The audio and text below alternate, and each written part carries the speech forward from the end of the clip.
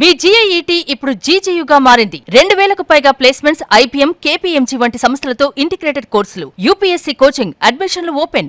హైదరాబాద్ లో ఉన్నటువంటి గచ్చిబౌలిలో ఉన్న అంజయ్ నగరంలో ఈ కొద్దిసేపటి కిందట 7 అంతస్తుల భవనం నిర్మాణం జరుగుతున్నటువంటి క్రమంలో ఒక్కసారిగా కూలిపోయింది. ప్రస్తుతం నేను సంఘటనా స్థలం దగ్గర ఉన్నాను. ఇక్కడ శిథిలాలు మొత్తం చూడొచ్చు. అంటే ఇది రెసిడెన్షియల్కి సంబంధించినటువంటి ఏరియాగా చెప్పొచ్చు.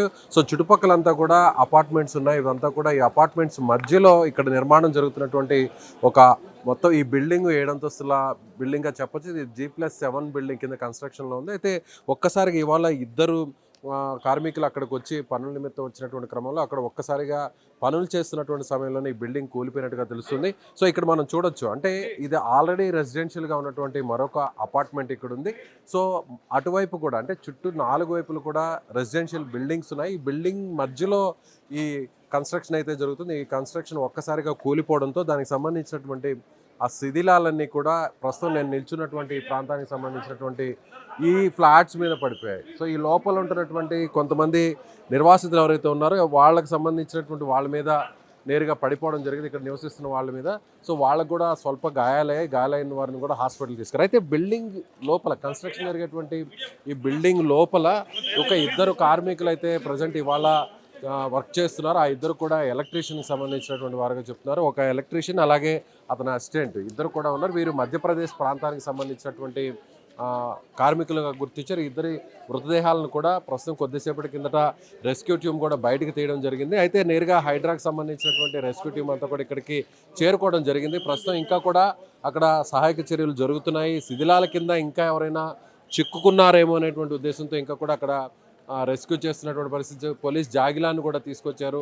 NDRF బృందం కూడా రావడం జరిగింది. అలాగే హైడ్రా కూడా వచ్చినటువంటి పరిస్థితి. సో అగ్నిమాపక సిబ్బంది అలాగే పోలీసులు స్థానికంగా ఉన్నటువంటి అధికారులందరూ కూడా పెద్ద పెద్ద కట్టర్స్ని తీసుకురావడం జరిగింది. అంటే 7 అంతస్తుల బిల్డింగ్ కావడంతో ఆ బిల్డింగ్ మీద ఉన్నటువంటి పెద్ద పెద్ద బీమ్స్ అన్నింటినీ కూడా కట్ చేయాలంటే అది కాస్త ఆ శ్రమతో కూడుకున్నటువంటి వ్యవహారం కావడంతో కొంత ఎక్విప్మెంట్ని అయితే తీసుకురావడం జరిగింది. ఇంకా అక్కడ ఉన్నటువంటి అధునాతన సిస్టమ్ ద్వారా అంటే కింద ఎవరన్నా మనుషులు ప్రాణాలతో ఉన్నారా లేదంటే చనిపోయిన వారు ఎవరైనా ఉన్నారా వాళ్ళకి సంబంధించినటువంటి ఆనవాళ్ళను గుర్తించడం కోసం కూడా ప్రత్యేకంగా ఒక అడ్వాన్స్డ్ టెక్నాలజీని కూడా తీసుకొచ్చినట్టుగా అర్థమవుతుంది. ప్రస్తుతానికైతే మాత్రం ఇప్పటి వరకు ఒక ఇద్దరిని ఇది 2 మృతదేహాలను అయితే గుర్తించినట్టుగా చెప్పాలి. అయితే మరోవైపు మనం ఇక్కడ గమనించినట్టయితే ఒక పెద్ద ప్రమాదమే తప్పిందని చెప్పాలి. ఎందుకంటే చుట్టుపక్కల ఉన్నటువంటి చాలా తక్కువ స్పేస్, ఇది దాదాపు ఒక 50 గజాల స్పేస్ మాత్రమే ఉంటుంది.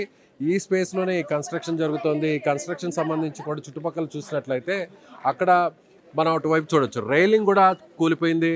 సో అక్కడ ఉన్నటువంటి పాక్షికంగా డ్యామేజ్ అయింది. అక్కడ ఎక్కడైతే అపార్ట్మెంట్కి సంబంధించినటువంటి మెట్లు ఉన్నాయో ఆ పక్కనే లిఫ్ట్ కూడా ఉంటుంది. అందరూ కూడా మధ్యాహ్నం సమయం కావడంతో అందరూ కూడా బెడ్రూమ్స్లో ఉండడం వల్ల కొంతవరకు అందరూ ప్రాణాలతో సేఫ్గా బయటపడారని చెప్పాలి. అయితే ఈ బిల్డింగ్ అంటే ఇటువైపున అంటే ఈ నార్త్ సైడ్ ఉన్నటువంటి బిల్డింగ్ మీద సో అక్కడంతా కూడా కిచెన్స్ ఉన్నటువంటి ప్రాంతం. ఈ కిచెన్స్ మీద కొంత శిథిలాలు పడినప్పుడు కూడా కిచెన్స్లో ఎవరూ లేకపోవడం వల్ల పెద్ద ప్రమాదం తప్పిందనే మనకి ఇక్కడికి వచ్చిన తర్వాత చెప్తున్నటువంటి అధికారులను బట్టి కూడా అర్థమవుతుంది. అయితే మొత్తం 7 అంతస్తుల బిల్డింగ్ అంతా కూడా కూలిపోవడంతో ఆ కూలిపోయిన దాని కింద కూడా ఇంకా ఎవరైనా మనుషులు ఉన్నారా, కార్మికులు ఎవరైనా ఉన్నారా అనేటువంటి కోణంలో అయితే ఇంకా కూడా రెస్క్యూ అయితే జరుగుతుందని చెప్పాలి. ఎక్కడక్కడ చూడొచ్చు, మనకి కొంత ఎక్విప్మెంట్ని తీసుకొచ్చారు. ఆ ఎక్విప్మెంట్ ద్వారా గుర్తించేటువంటి ప్రయత్నం అయితే జరుగుతుందనే చెప్పాలి. సో ఇక్కడ బిల్డింగ్ సంబంధించినటువంటి ఓనర్స్ అయితే ఇప్పటివరకు ఎవరు కూడా రాలేదు. అయితే ఈ బిల్డింగ్ కన్స్ట్రక్షన్ అనేది అనాథరైజ్డ్గా జరుగుతుంది అనేది ప్రాథమికంగా వస్తున్నటువంటి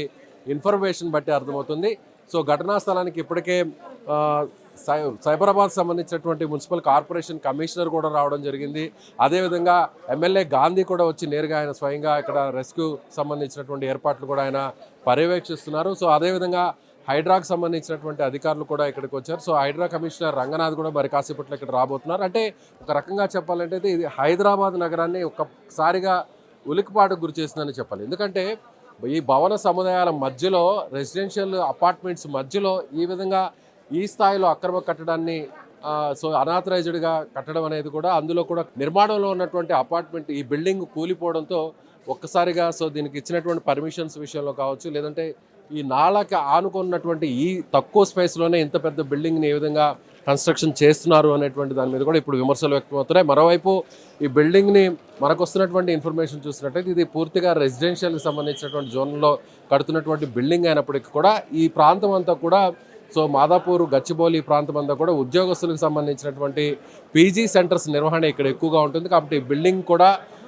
కన్స్ట్రక్షన్ పూర్తయిన తర్వాత ఒక హాస్టల్ గాను పీజీ సెంటర్ గాను దీన్ని వేరొకరికి లీజ్కి ఇచ్చేటువంటి ప్రయత్నంలో భాగంగా ఈ కన్స్ట్రక్షన్ పూర్తవుతున్నట్టుగా తెలుస్తుంది. మొత్తం మీద అధికారులు అయితే రావడం జరిగింది. ప్రస్తుతం హైదరాబాద్లో ఈ 7 అంతస్తుల భవనం కూలిపోవడం అనేది ఇప్పుడు ఒక రకంగా మొత్తం అధికారులందరూ కూడా అప్రమత్తం చేసింది, ఒక ఉలిక్కిపాటు గురి చేసింది.